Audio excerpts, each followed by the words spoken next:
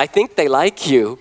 Well, is there a few people from Australia here? Can I get a raise of hands who's from Australia?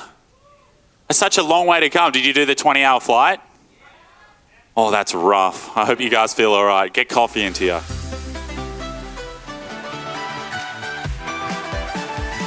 Now go, Joe. On stage, there is a giant prop. What's inside? Magic. A lot of magic. Have you guys seen the snippet of the performance? A few people have been calling it a milkshake as well, because I forget that, like, it hasn't fully been revealed yet. Like, the camera angle isn't hitting it properly, but it's a blender, yes. And what ingredients are you putting inside your blender? I don't know if you're trying to get things out of me here. I suppose it's not secret anymore, but there's so many, like, more treasure chests in the performance as well, and I'm very excited for everyone to see, but I do want to keep it for Thursday night. There's nothing like being on the edge of your seat, right? And it's like, I always use the metaphor of, it's like opening a present before Christmas. It loses the magic. We will keep edging. Now, we talked... Waiting for that. We talked about this briefly on the turquoise carpet, but you have a very fast costume reveal. Please tell us, who is the first character, and then who does he become when he changes clothes? Oh, I'm getting really asked these questions, aren't I? It's like it starts off as, I suppose, I don't know if I want to give it away, because it's like, it all tells a story together. But it's like the blender is basically what the song is about, and it's to bring out the better version of yourself. So I suppose that's, the more confident, the more expressive, and the more glamorous. And the outfit is very form-fitting. I've seen a lot of tweets. But my question's not about that. It's about confidence. When did you discover your confidence? Well, it's the way I grew up. So I grew up in this very isolated part of Australia, in Western Australia, southwest, in a town called Manjimup. And it was, it was quite a small town. But I grew up on a farm just out of it, and we had a self-sustaining property. So, we're drinking water we're harvesting it from the clouds, and we're getting our electricity through inventions my dad had made. And it was like, for instance, we used to power our lights through, my dad had got this little box, and he put 12 recycled car batteries in it, and then us kids would have to move a solar panel which was attached to a car chassis into the sun, which then would charge those batteries to then power our lights at night. So it was like, I grew up in a very isolated part and kind of learnt, a lot about creativity and creating things. And then when I moved to the city, it was quite a foreign place to me, because, it's no longer powering electricity through car batteries and all these kind of strange creations. It's all it was quite strange, and I found it hard to kind of find myself in that. And then when I got used to it and I started to adapt, I became more confident and I suppose more self-expressive, which I always have been. But I suppose, when you adapt to new environments, it's like going to a new school for the first time. It's uncomfortable, right? And so that was what happened. And then I always wanted to write a song about it because it was such a pinnacle thing in my life. And at that time, when you were young, did the neighbors think your family was a bit strange, or were you considered pioneers? Well, our neighbor was about 3 hours away. So they didn't see anything. But I mean, Google Images probably caught some things. I mean, we're always naked, so. Yes, I do. And I'm not showing proof of that. Well, judging from your Instagram, we believe it is true, because you frequently don't have on a shirt. And on the turquoise carpet, I was like, who is this man in a suit? Well, you do have to glam up in the turquoise carpet, but it's true. I mean, most Australians can say that Aussies tend to, we go to the grocery stores, no shoes, no shirt, depending on what part you're from. Is anyone from the country of Australia, or is it the cities? What country, whereabouts? Oh, nice. Long way from home. Yeah. But yeah, I suppose it's like anyone that's gone to Australia as well, it feels like that surfy kind of vibe and very freeing. And yeah, so I suppose that's why I don't wear shirts and shoes. But I have them on right now. And if we went to Australia and saw you on the street, would you be dressed so brightly? Yes, definitely. I feel like I had this rule ages ago that was like, okay, I've got to donate all my average clothing, and I just want to make sure I always feel like a flower. So it's nice to feel elegant. So yeah, I make sure of that every day. And you, of course, were an AFL football player, rough and tumble. Did you ever sustain any injuries? No, it's actually the one I don't understand it because I'm quite a stunt man as well. Like I love just doing wild stuff. I've done a lot of wild things in my life, like where I could be hurt. I'm an adrenaline junkie. That's what I should say. And I've never broken a bone. Touch wood. Yeah. So I haven't really injured myself. No. And going back to your staging, there's a lot of movement. You're all over the place, and you're joined by some dancers. Could you tell us about them and let us know if they're here? Yes, I would love to. So I'm joined by my beautiful partner, Janaea. Where is she? She's over there. And it's a real big pleasure to perform with your partner on stage because, it's an element of comfort and I feel very relaxed and she's very supportive. So it's like a huge help to me. And I'm very thankful for my team. She's so talented and wanted her over as well to help me with that. So very grateful. And we also have Janine over there. Janine, raise your hand. And Janine, also, I'm going to give you a little stage hint here. I'm not going to give you any more on this. She's also referred to as Susan, but you will know on Thursday night. But Janine is a local to here. She's an incredible dancer. As soon as she came on the stage and met us all, it was so comfortable as well. And I think that's a hard thing to kind of do, but she's been doing it forever, and you can definitely see that. Round of applause. Thank you. And the decision to have your partner dance with you, did you make that very early on when you accepted the offer, or did that come up organically? Well, I suppose the staging and everything like that wasn't identified by that point. So it kind of came later when we figured out exactly everything, what we wanted and then what we needed for it. And as soon as I knew that there was going to be 2 dancers on stage, yes, that's when I thought Janaea would be perfect for that. Because she did theatre growing up and stuff, and she's just embodies the Milkshake Man, Milkshake Woman, very well. Can she be more candid with you than the rest of the team? Wait, say that one more time? Like when y'all are rehearsing, is she like, go Joe, not like that? No, it's not like that at all. I feel like our dynamic's really good. We haven't had anything like that, so yeah, it's pretty easy. And many people will have given you advice. Australia has a very rich history at Eurovision. Who gave you the best advice, and what was it?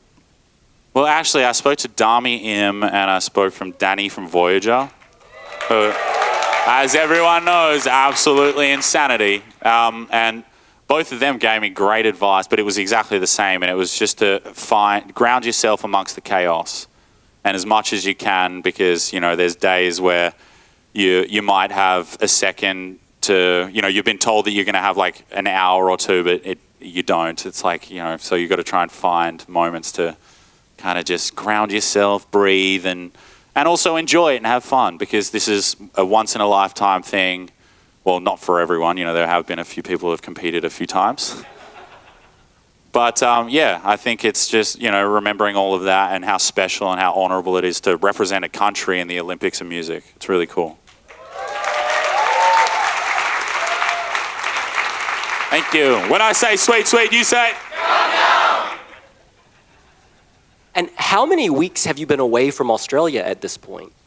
7 weeks now. Me and my day-to-day manager, Daniel, where's your hand? It's good to put a face to the name. I was always told to show and not tell. Me and Daniel have been, we have crossed over 15 countries in the last 6 weeks and 25,000 kilometres. So you think we're struggling, but you should see our suitcases. Like, they are so happy to be open longer than 3 days. And is there any analogy with football and Eurovision?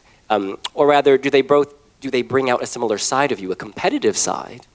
Definitely competitive. I mean, I grew up with with also 4 brothers who were all very competitive, and I have a twin sister, and me and her were just always so competitive growing up. And then, yeah, football, obviously. I learnt a lot of life lessons through football, like from hard work to dealing with being under pressure. I remember we were in like grand finals, and you'd be down 1 point in a grand final, and it's like, you've got to kind of deal with staying composed and making sure that that you're still performing at the best that you can while under immense pressure and a pair of undies full of shit.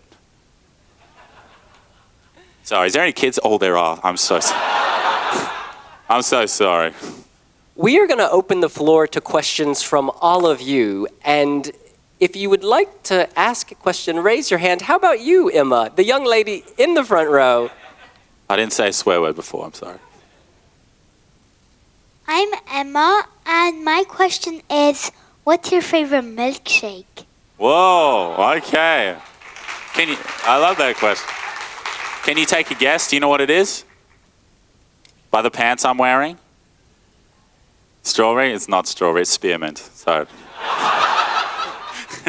Spearmint is, it's actually, I found that it's not common here in Europe as well. It's the flavor of mint? Like peppermint? So it's quite a pepperminty, sweet drink, yes. But if you come to Australia, you should try spearmint. It'll change your life. Thank you for that question. Second row. So my question is, you were in Switzerland a lot, we saw it on Instagram. What did you like most about Switzerland? Also a good question. I love the nature, actually. Me and Janae were walking to the grocery store the other day, and it's like, you just have patches of grass in people's front yards, and it just has like a beautiful community of flowers, and they're just sitting there, and I always think I want to have a picnic there, but then I'm like, I'm going to put a blanket down, and then I'm going to get up, and it's going to be all squished, and I've just ruined it. But it's just so beautiful. I love the blend of, it feels like a city here, but it also feels like a nice little getaway retreat in a small town, which is where I grew up, and it definitely takes me back and makes me feel a little bit more comfy being around that. And second row, glasses, second from the left. Okay, so I read somewhere that you have dual citizenship with Australia and France, and I would like to know, do you actually speak French? And say something if so. Oui, monsieur.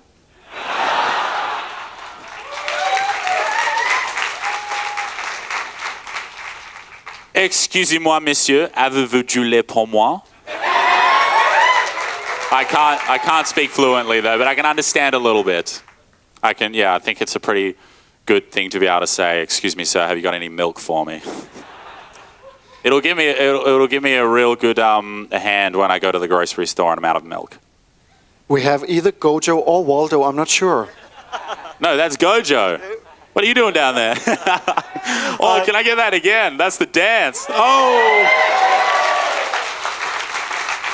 Now that's 12 points to Gojo over there. Also, sorry. I was just wondering who are your musical influences? Who influences you?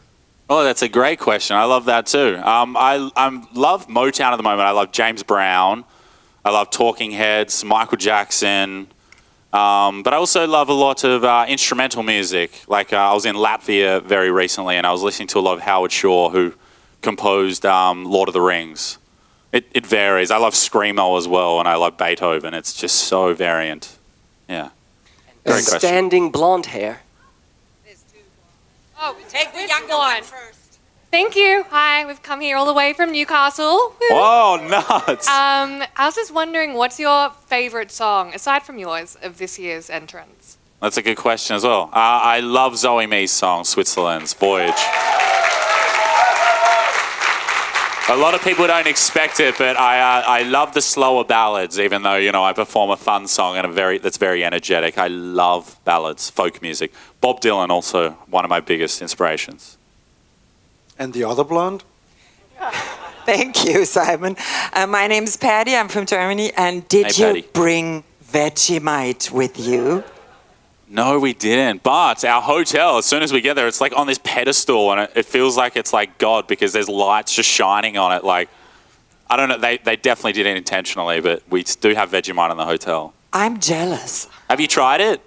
Yes, I love it. I've been to Australia, sure. Well, you're the first person outside of Australia to say they love Vegemite. Let me tell you, I even have from my Australian friend, a special recipe was butter, Vegemite, cheese, and honey on top. Well, as an Australian, that sounds disgusting. You lost me on honey. I'm going to try though, because I can't. I need to try it before I.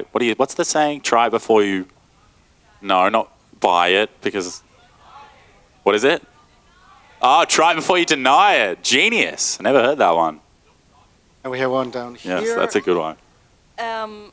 You said you love Slovenia, and I want to know which part of Slovenia do you love most and why? So I went to Lake Bled in Slovenia. I'm assuming you're from Slovenia, right? Okay. Yeah, nice. Yeah, so I went to Lake Bled, and as you probably can tell, I love nature so much, and I think that's why I had such a connection, because you're just amongst this beautiful lake, and you can walk all the way around it, and the air is very sweet. You're surrounded by beautiful tall trees, eucalypts, and in the middle of this lake is just this massive chapel that's like 1,000 years old. If anyone's from Slovenia in here and it's not 1,000 years old, I apologize, because that was made up. But it looks 1,000 years old, so it's just very beautiful and heritage. And yeah, if you go to Slovenia, go to Lake Bled.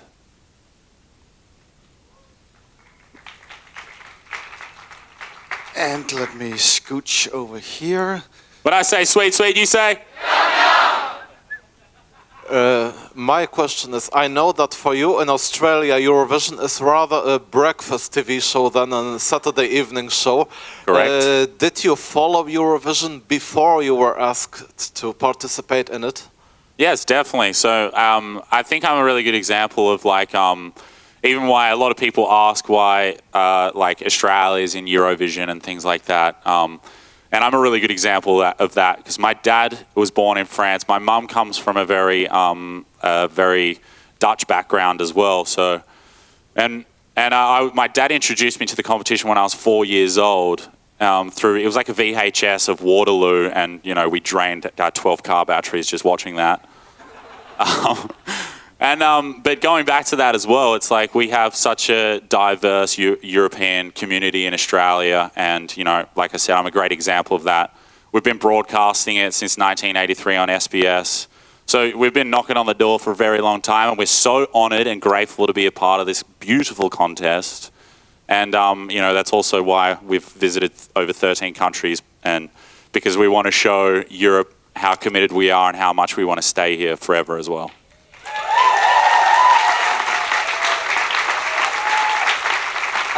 Gojo, thank you so much for stopping by the House of Helvetia. We have a gift for you. Oh, is there Vegemite in here? There is stuff to eat, actually. Oh, I'm starving as well. Do you want me to pull it out? Why not? Let's do it. Can I get? Is this a hard drive case? That's huge. Oh, it's a first aid kit. Wow. Okay. I don't know why I'd need one of those. Well, you don't wear shoes, you say, so you might cut your feet. It's impossible. They call me Leatherfoot back where I'm from. Yes, I have a lot of callus on the back of my feet. Sorry, it's probably pretty disgusting. And now we also have a shirt. Available at Eurovision Village and downstairs. Is someone taking... That was so good. I feel like that's going to be on TV. And we have a water bottle, which is always needed. For your protein shakes. Yes, exactly. Got to keep the muscles nice and alive. And we have an umbrella. Beautiful. I feel like I always need these, like when you just don't have them available. Yes, and you just walk in the rain. Yes, like yesterday. And there's also is that a beer opener? You know I don't drink. Is that a fact? Well, I'm not completely, but I rarely drink. I think in the last like 3 years I've probably drunk 3 times. Yeah.